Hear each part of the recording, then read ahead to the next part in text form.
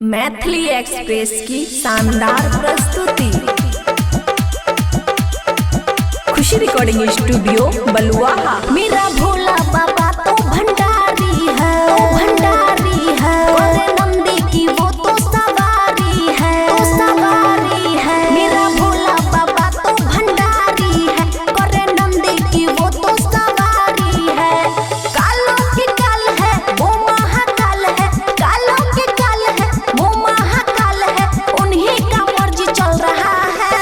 ए भौजी, सावन में और क्या क्या चलता है? सुनिएगा तो दिमागे फेल हो जाएगा। अच्छा, मोबाइल में 4G चल रहा है, सावन में है शिव जी चल रहा है। मोबाइल में 4G चल रहा है, सावन में है शिव जी चल रहा है। DJ good Madhubani, DJ good Madhubani. सावन में है शिव जी चल रहा है।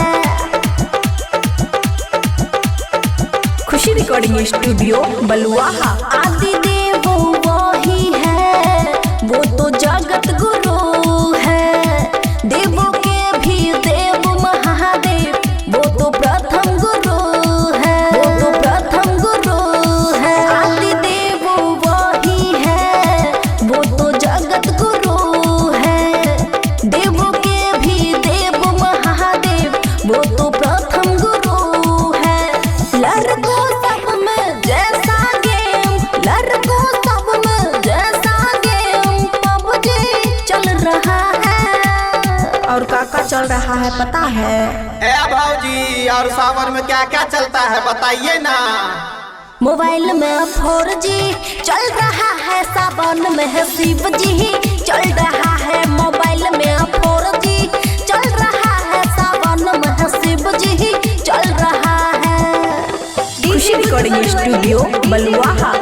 मोबाइल में 4G चल रहा है, सावन में है शिव जी चल रहा है। एक बार जो शिव जी से जुड़ जाए कनेक्शन, फिर न होता है लाइफ में ओमन कोई भी रिएक्शन। समझे क्या? कोई भी रिएक्शन। एक बार जो शिव जी से जुड़ जाए कनेक्शन, फिर न होता है लाइफ में ओमन कोई भी रिएक्शन।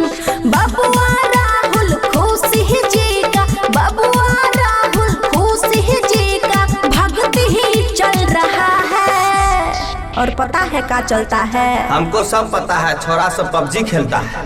मोबाइल में 4G चल रहा है, सावन में है शिव जी चल रहा है। मोबाइल में 4G चल रहा है, सावन में है शिव जी चल रहा है। खुशी रिकॉर्डिंग स्टूडियो बलुआहा।